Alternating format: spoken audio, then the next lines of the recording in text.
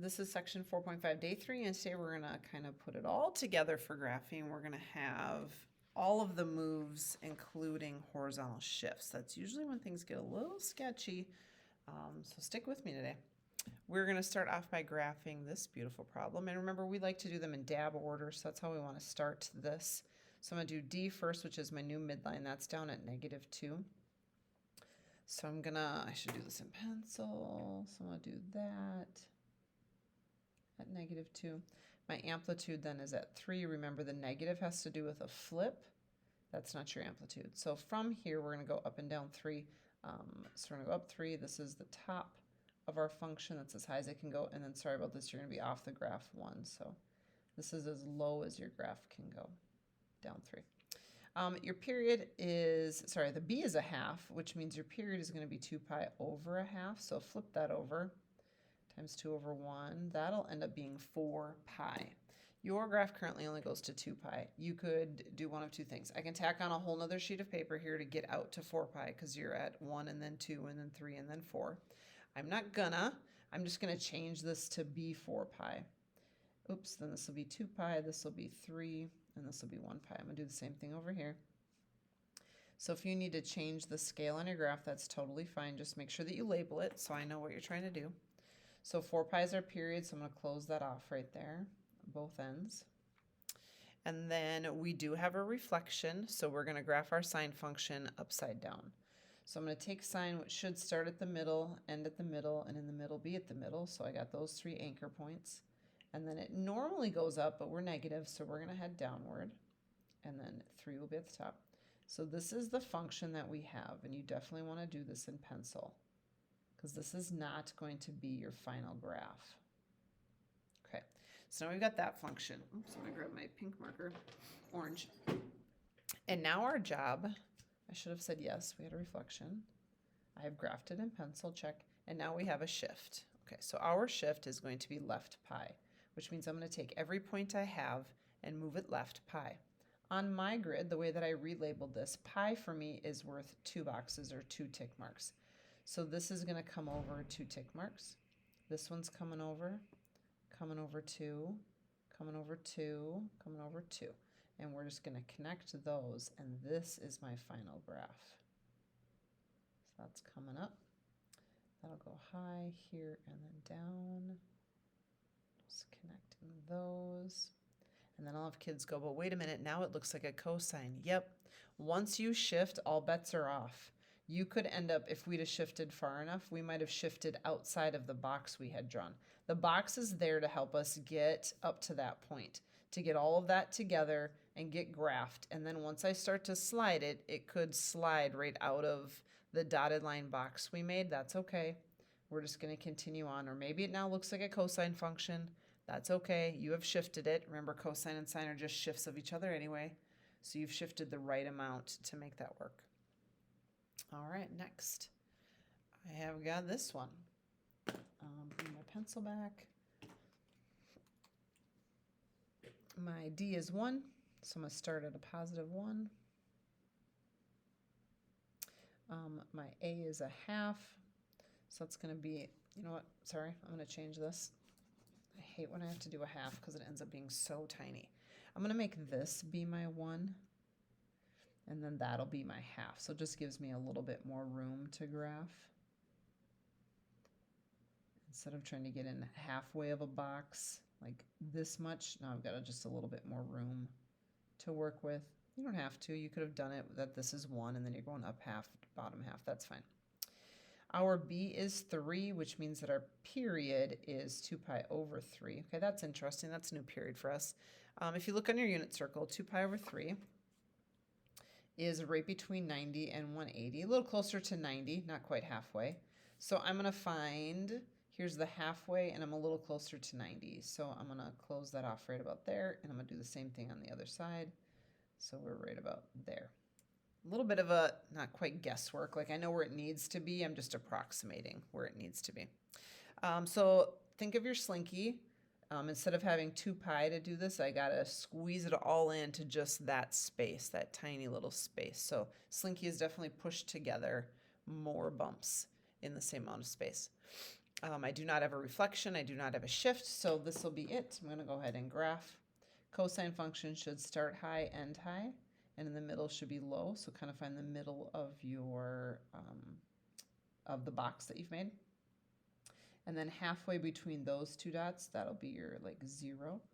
So this is what the function will look like.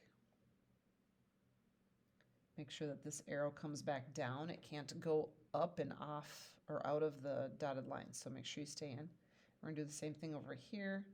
Just kind of estimating where those are going to be at, just so they're all nice and evenly spaced.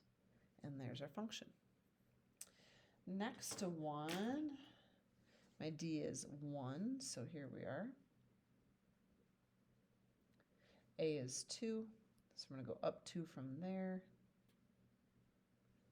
down 2 from there, and then my B is 1. That means my period is 2 pi, so I'm just going to close that off, both ends. I do have a flip, so I'm going to graph that function upside down. So sine should start at the middle, be in the middle, and end in the middle. And then normally sine goes up first, but we're going to take it down first because it's a negative. So I'm going to flip it over. And again, this is just where the graph is currently. We now have to do a shift. So this is going to be a shift to the right, pi over 2.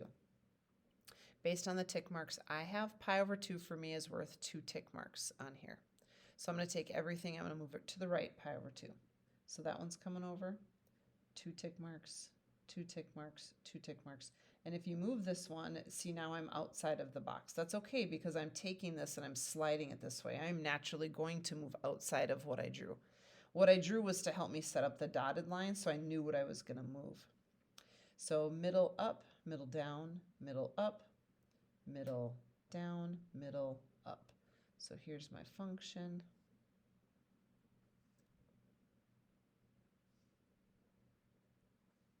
And make sure your arrows point back down. Again, they can't go up and out of those box limits. And there's our graph. We've got a couple where we're going to practice writing the equation. So we're going to use all of our skills to get each letter figured out of our graph. So first up, we have amplitude, which is just highest minus lowest. So 3 minus negative 2. I can squeeze it in over here. So 3 minus negative 2 over 2. So that turns out to be 5 over 2, or 2.5. That's my amplitude. D is the same numbers except added. So 3 plus negative 2 over 2. That'll be 0.5. So plus 0.5. I do like to double check. So does it look like 0.5 could be the middle of my graph? Sure does. Like it looks like I have the same amount above as I have below. And then from that line, did I go 2.5? So 1, 2.5 looks good. Half and 1 and 2. So that looks good. Looks like I did these two right at least. Next up is period. You want to go from a high to a high or a low to a low. I like to start with whatever's on the y-axis because that's essentially 0. So that's a low point. So I just look for another low. And that took pi. So I know my period is pi, which means my b is going to be 2 pi over pi. So my b is going to be 2. This fits a cosine function better. That's a low point. Sorry, I didn't leave myself any room, but since that's a low, we need a negative out front. And then we just need to throw a theta in there. We like to practice having both a sine and a cosine function, so we're going to do it again. We're going to change to sine. Everything stays the same, except we will need a c. So our shift is going to be any middle point. So it could be that middle point, that middle, that one, that one. You can pick any of them. I'm going to pick one that's on its way up, because that's what sine is supposed to do. So I could pick that one, could pick this one. If you want to pick these two, that's fine, but since they're going down, you would need a negative out front, so you just have to watch that. I think it's a little easier for kids to remember to then pick the middle on its way up. So that middle point happens right here, which is halfway between 0 and pi over 2. And if you look on your unit circle, that is 45 degrees. So we just have a pi over 4 shift.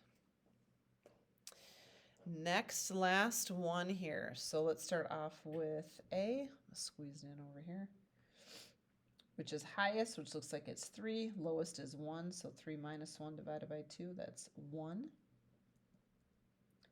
D is in the same thing, only adding, so 3 plus 1 over 2, and that's 2. So I like to double check.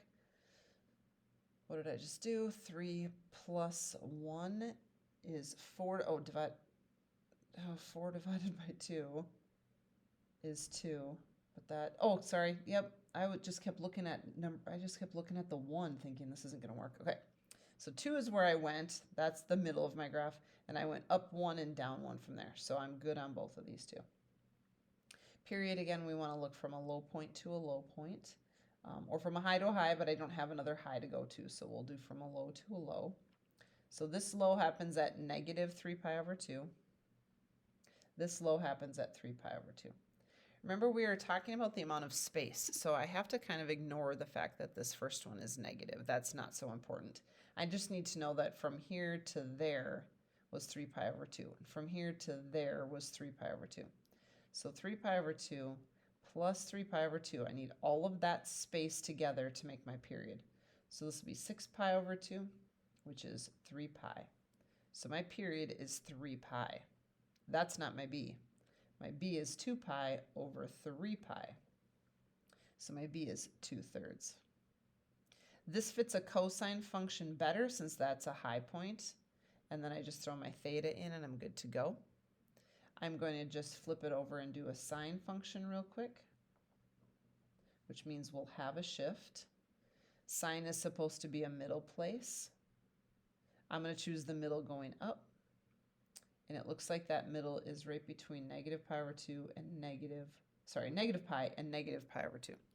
So if you needed to look, when we are talking about negative 90 and negative 180, we are talking about negative 135.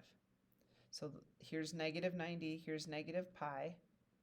So right in the middle would be negative 3 pi over 4. And since we are talking about the negative version, we need to swing that and make it positive. So you do the opposite of what's in parentheses. If you want to pick this point, you totally could. Then you just have to have a negative in front because you're on the way down and not the way up. So that's just some more graphing. These ones all have shifts in them. So get all the way to this point, get to your graph in pencil, and then apply your shift.